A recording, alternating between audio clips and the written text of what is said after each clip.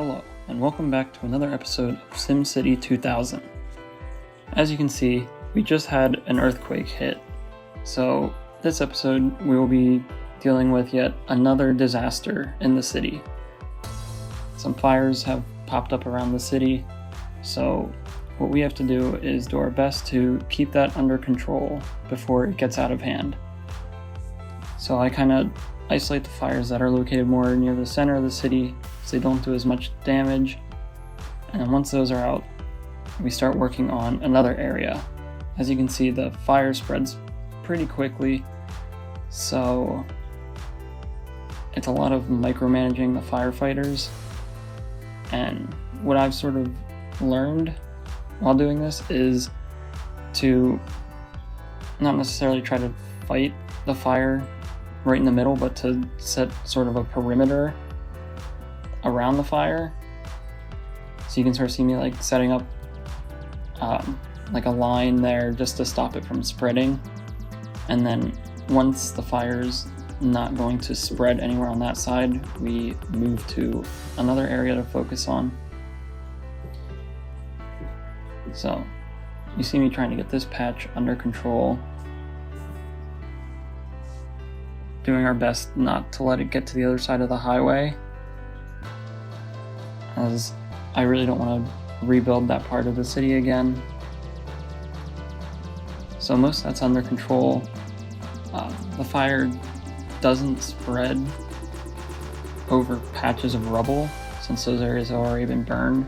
So any of the fire that we see just in the middle of all that rubble won't spread, and we can focus our efforts elsewhere, such as saving this little patch of industry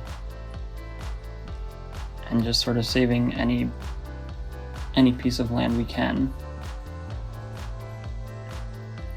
So you might have noticed, but there's also a second fire that's sort of raging on over by the coast. So I was just checking, making sure that there's no other patches in the city. So I think it just hit this corner of the map. But you can see, luckily most of the fire by the coast sort of burned itself out, so it didn't do too much damage. So now we're pretty much just sort of cleaning it up. And this part takes the longest, but it's nice that it's not spreading though.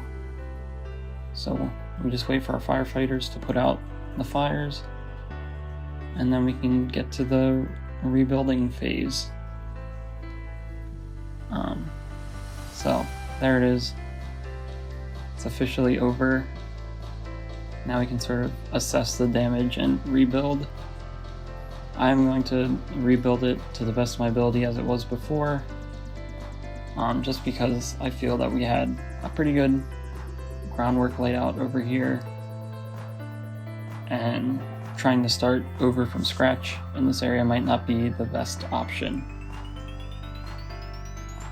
So the first thing I do is replace the roads wherever I can figure out where they were, and then you'll see me start adding in services again. The roads are a little tricky since you can't always see what's underneath the rubble. You can see the zoning, so obviously where it's not zoned is where a road would go, or one of the services. So you can see I just cleared out that patch there where the prison was, and in a few seconds we'll replace the prison there.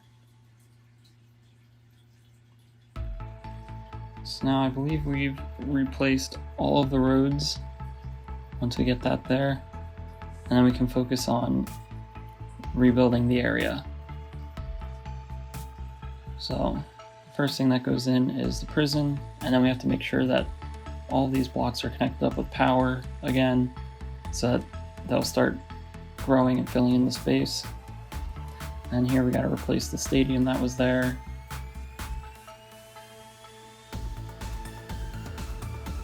That used to be a baseball stadium. Replace the water services that we had. Maybe expand it a little bit while we have the space. And then once every block is powered up, we can just sort of let the city grow back to how it used to be. we should see all these buildings stop flashing in a second when it updates. And then you can see there the power plant is also dying, but that's not too bad of a threat. That's something we can very quickly and easily change out. Just delete that fusion reactor for another one, and we'll be set for another 50 years.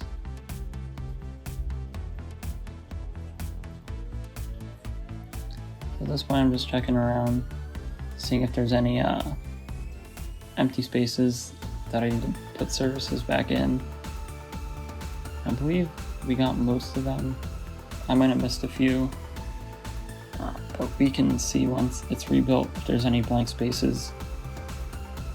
Now we gotta rebuild what was down here, the coast. We rebuild that library and the marina.